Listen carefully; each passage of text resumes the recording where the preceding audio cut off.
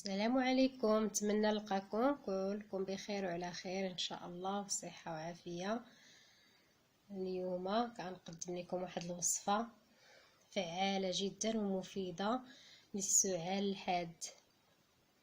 عندي هنا الوصفه، عندي هنا الاعشاب، انا راني طحنتهم ووجدتهم.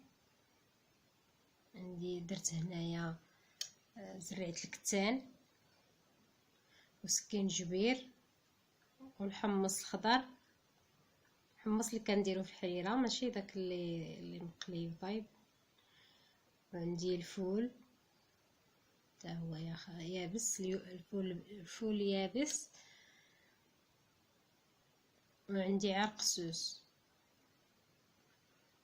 يعني كنجيبو الحمص كنحمروه غير شويه باش يسخن، والفول حتى هو كنسخنوه شويه في المقله، وزريعه الكتان كذلك حتى هي كنسخنوها، وعرق السوس حتى هو كنسخنوهم. ومن بعد كنطحنو كاملين، كنطحنو زريعه الكتان والحمص والفول. ومن بعد فاش كنسخنوهم كنطحنو كل حاجه بوحديتها. كنديروا 4 المعالق ديال الحمص، و4 المعالق ديال الفول، و4 المعالق ديال زريعه الكتان، و4 المعالق ديال سكينجبير، و4 المعالق ديال عرق سوس. كيكونوا كلهم مطحونين. كنديروا 4 المعالق في كل حاجه،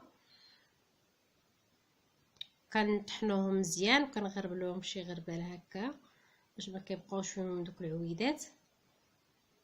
ومن بعد ملي كنبغيو نعسو كنديروا هنايا الحليب، كنديروا واحد الكاس ديال الحليب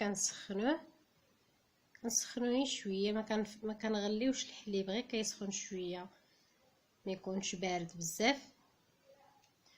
ومن بعد كنديروا فيه هاد الاعشاب اللي طحنا،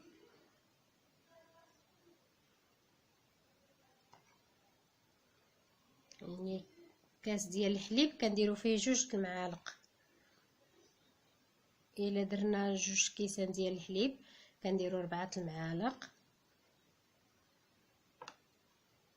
وكنحركو مزيان.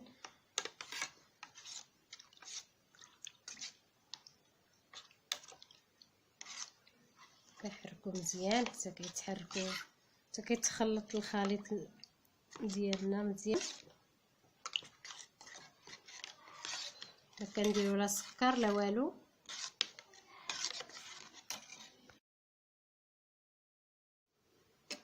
من بعد ما كيتخلط مزيان كنجيبوا واحد الكاس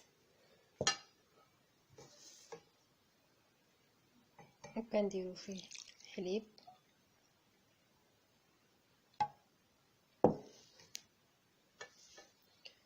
وكنشربوه ملي كنبغيو نعسو. كنشربوا هذا الكاس ديال الحليب وكنتبعوه لمده اسبوع.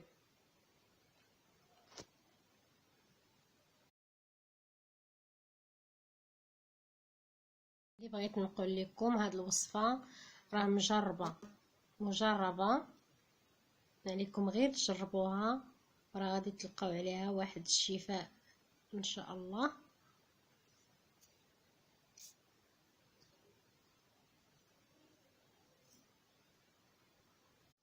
كنتمنى الشفاء لكل مرضى المسلمين والمسلمات ان شاء الله.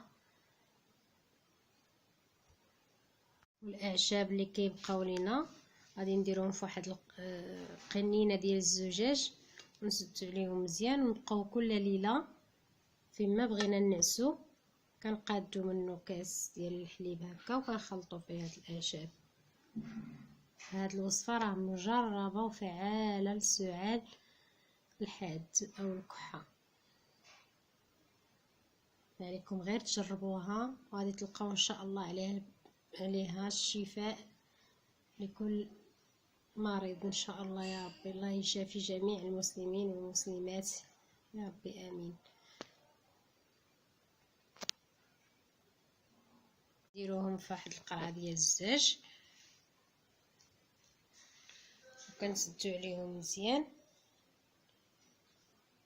حتى نبغيو نستعملوهم. يعني. كنتمنى الفيديو ديال اليوم يكون عجبكم، وإلا بغيتو يوصل لكم الجديد تابوناو معايا في لاشين، وما تنساوش تضغطوا على الزر الاصفر باش يوصلكم الجديد ديالي. شكرا.